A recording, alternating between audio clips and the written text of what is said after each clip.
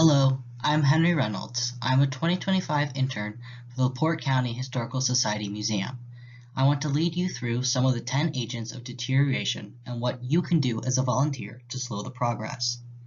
The title of today's presentation is Deterioration of Materials. What can I do? The goal of this presentation is to emphasize the importance of a sooner rather than later mentality with preservation of materials, to discuss common causes for deterioration and ways to fight back, as well as give different materials and how to access them to continue your learning about agents of deterioration. So, why do materials deteriorate? As of 1995, 10 agents of deterioration have been agreed upon. They consist of the following: physical forces, criminals, fire, water, pests, pollutants and contaminants, radiation or light, incorrect temperature, incorrect relative humidity, and custodial neglect. Many of these you might recognize as issues dealt with in other areas of life. Let's explore some of these agents and what you can do to slow their progress. Physical forces. What is it? Different types of physical forces can create or progress damage. Impact, which is the result of something striking an object striking a hard surface, or objects striking each other. This force tends to be concentrated. The image for impact is of the crater, informally known as Heimdall. Craters are created by an object hitting another object and leaving a lasting damage mark.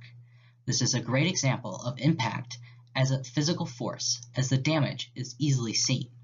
For an example of impact with historical objects, dropping something on an item or dropping the item itself can cause impact damage, such as chips. Vibration, which is a repetitive motion and can be caused by movement, such as being in a moving vehicle. The image for vibration shows a rugged mountain pass and a car driving up it. The vibrations experienced by the historical documents you handle don't have to be this extreme to cause damage. However, moving objects can create vibrations that jostle and shift its position, which can lead to damage. Pressure is a force applied on an area of material, which can be a result of gravity or handling. The image for pressure shows generic examples of ways pressure can be applied to different objects. For historical objects, pressure can come with placing objects on top of one another, setting tools on top of objects, and more. Abrasion is movement between two surfaces that have contact. The image for abrasion is paper clips, which have to be an archivist's worst nightmare. Paper clips apply both pressure and abrasion. As they are exposed to time, humidity, and other factors, they rust, which transfers to the object and quickens their deterioration. So how can I prevent this? When working with historical objects, preventing physical force damage is important. To prevent, the best course of action is to limit the amount of objects in an area and provide proper structural support for the objects you are working on. Other easy ways to prevent physical force damage is to remove staples and paper clips whenever possible. Criminals, thieves, vandals, and displacers. What is it? Theft is a premeditated, illegal removal of an asset. Vandalism is a premeditated infliction of damage to an asset. Displacement is a premeditative, illegal movement of an asset.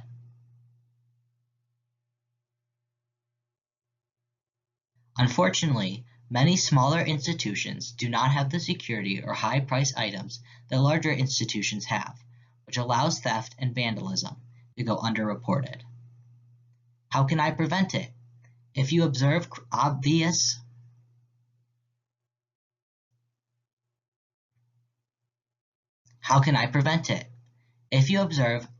criminal behavior dealing with the collection, don't hesitate to report. Sadly, volunteers are the primary suspect of these crimes, especially in smaller organizations as there are less staff to supervise. Something to take into consideration is that you are coming in close contact with historical objects of some kind, and with that comes responsibility to both yourself and the community those objects serve. Remember, if you find something interesting, ask to obtain a copy of the object either through a scan or photograph. Historians love it when people take interest in the collection. For unintentionally caused theft or vandalism, report the incident as soon as possible. If If you accidentally leave with an object, let an employee know and they will guide you through how to return it.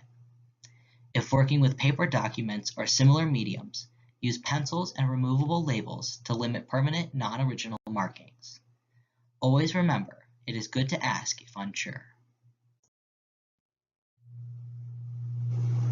Fire is a state of combustion resulting from a chemical reaction that requires the presence of three elements in proper combination: a fuel source, oxygen, and an ignition source, such as a heat or spark. This is known as the fire triangle, which is shown on the screen.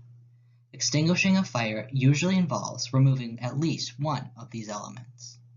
Some typical sources of ignition include exterior and natural sources, think lightning or forest fires; electrical sources, think faulty or overloaded wiring; proximity of combustible materials to a heat source, think papers near a portable heater; interpretive fires, think fireplaces, stoves, and candles; construction and renovation, hot work, think welding; improper use, storage, and/or disposal of flammable liquids; smoking materials, gas leaks, and last but not least, arson. How can I prevent this? Well, many of these typical sources are not something you as a volunteer will have to worry about. However, certain risks such as interpretive fires, smoking materials, and proximity of combustible materials to a heat source should be in everyone's mind when it comes to historic materials. Keep in mind where you place materials so that they are not close to heat sources for long periods of time or unattended, and you should be good. Water. You are probably already aware of what water is. Let's discuss some factors that can lead to water damage. Some are rainstorms, flooding, high water tables, location near a body of water, sewer failure, leaking roof, broken water line, water used in cleaning, water damage due to a fire setting off a sprinkler system or use of a fire hose, and the list goes on. Many water-related problems result from accidents or neglect as people underestimate the likelihood of these issues.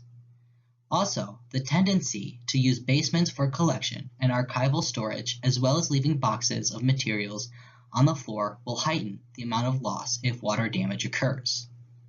So how can I prevent this? The strategies of avoid, block, detect, response, and recover and treat are popular to use. Many of these strategies you as a volunteer do not have control over. However, when storing materials, either to work on later or for full-time storage, make sure no materials are touching the floor. Report any signs or threats of water damage such as broken water lines, leaking, etc. to staff so they can take steps to correct the issue. Pests. What is it? Pests are animals or bugs that can cause damage to a collection. Pests can be subdivided by the materials they attack.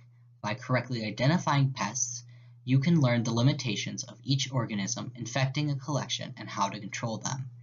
These are general guidelines. There are always subtypes of pests that will vary the materials they attack, as well as certain specialized abilities that enable pests to withstand control measures. Microorganisms, such as fungi and bacteria, thrive on higher moisture levels. They digest, stain, weaken, convey moisture, think dry rot, and attract insect pests by modifying and augmenting the nutritional value of an object. Also, they pose a health risk to humans through high concentrations or chronic exposures which can lead to allergic and severe respiratory conditions.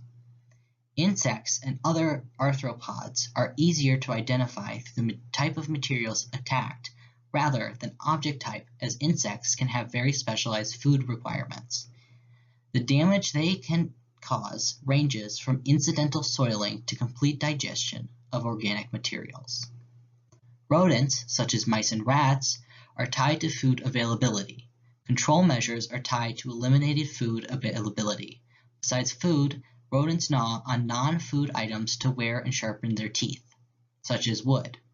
They also store food for future use, urinate to form trail marks, deposit feces as they explore, leave grease marks along trails, disrupt material by gathering nest materials, and create shelters in protected locations. Dead rodents attract keratin and protein-eating insects, which can then spread into collections. A number of human diseases are transmitted from rodent waste.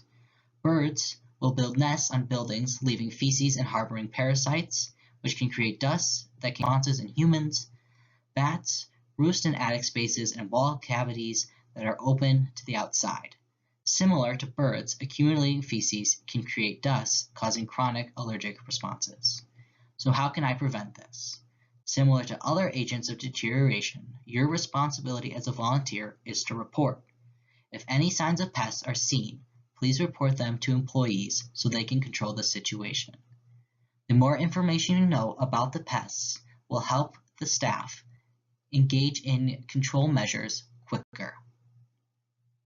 It can cause chronic allergic radiation, light, ultraviolet, and infrared. What is it? Light is defined as the band of radiation to which our eye is sensitive. Ultraviolet radiation, or UV, and infrared radiation, or RI, are not visible. They are bands of radiation on either side of the visible band. For UV, damage is seen through disintegration of materials and production of yellow byproducts. IR are not energetic enough to initiate any sort of the photochemistry drive done by UV or light, so their effect is a heating of the surfaces that absorb them. So how can I prevent this? To prevent more damage, as it is impossible to work with materials with no light, cover materials when not using, switch off lights in empty rooms, avoid placing and leaving materials in windows that do not have a UV filter. I chose the source of information for the agents of deterioration, which comes from the Canadian Conservation Institute.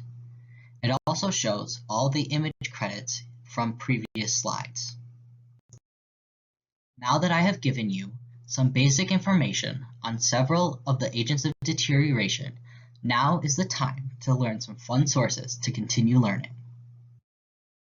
First up is the Deteriora and the Agents of Destruction. It is a comic book created by the Indiana Historical Society on several agents of deterioration. This is the last page of Indiana Historical Society's comic, Agents of Destruction. As seen on it, there are several agents shown: ultraviolet, dust bunny, and massifras, or pests. If the link from the previous slide does not work, try the following pattern shown in the video. Go to Learn, go to Across Indiana, go down to Local History Services and click. The side box under Local History Services show online resources. Select this. Scroll down to the last drop-down box listed as Deteriora. Then you can download each of the chapters separately. Here is Chapter 1 of the comic. The last source I'm going to share with you today is the Smithsonian Institution Archives blog, with the blog post Gallery of Horrors from 2012 in mind. The Gallery of Horrors contains images of damages done by agents of deterioration, or as they state, enemies of books. The image shown is from the blog. It's captioned, "Straight Pin in Situ." It shows a straight pin, which both causes puncture marks in the historical document, as well as ability to leave rust. The link at the bottom of the slide shows how to get to the rest of the images. Thank you for listening, and I hope you learned something to take into your future work. Now go out there and become a hero for preservation.